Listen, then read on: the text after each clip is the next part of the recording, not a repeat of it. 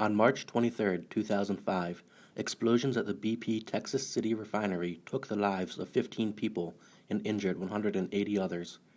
3 hours after the startup of an isomerization unit, a raffinate splitter tower overflowed with volatile hydrocarbons, causing pressure relief valves to open and flammable liquid to erupt from an antiquated blow drum stack that had not been updated with a flare.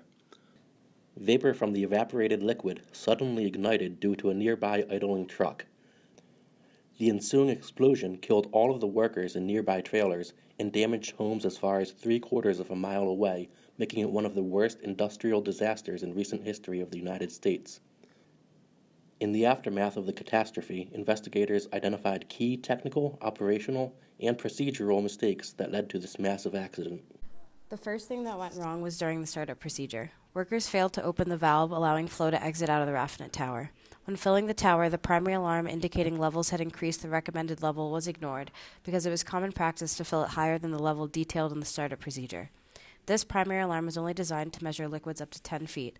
As the levels continued to rise, a secondary alarm failed, causing the workers to believe the fluid had risen to about 10 feet, when in actuality it was around 13 feet. In the morning, when flow was resumed, operators turned on the furnace to heat the feed, causing the tower to fill even more rapidly with hot, flammable hydrocarbons.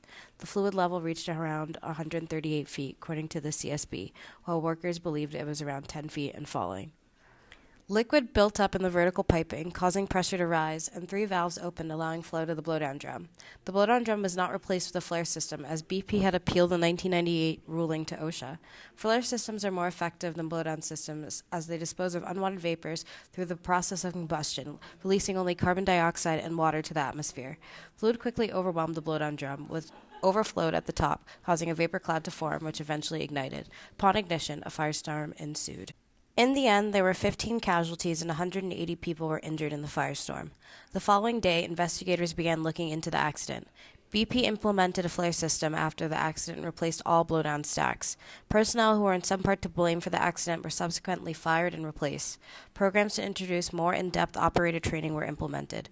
4 high-pressure units were removed from service. Heightened oversight by supervisors was mandated, a building where non-essential personnel could be placed was leased, and relief valves were revalidated for all process units. There are a few critical factors that were identified without which the disaster would have never happened or would have resulted in a significantly lower impact. Had there been more action taken to prevent the overfilling of the raffinate splitter, there would have been less overpressurization and more relief of pressure. Consequently, the failure to follow the startup procedure led to the loss of process control. This series of events could have been prevented if key individuals, being managers and operators, applied their level of skills and knowledge and established a more significant supervisory and oversight presence during startup. To reduce the impact of the disaster, temporary trailers could have been placed further away from the worksite. There should have also been a more adequate alert and evacuation system after the hazard was discovered. After the accident, the public perception of the industry drastically worsened. Investigations into the accident found that the plant was not up to the conditions it should be due to budget cuts. This led to many lawsuits against the company, BP, and a general distrust in the company.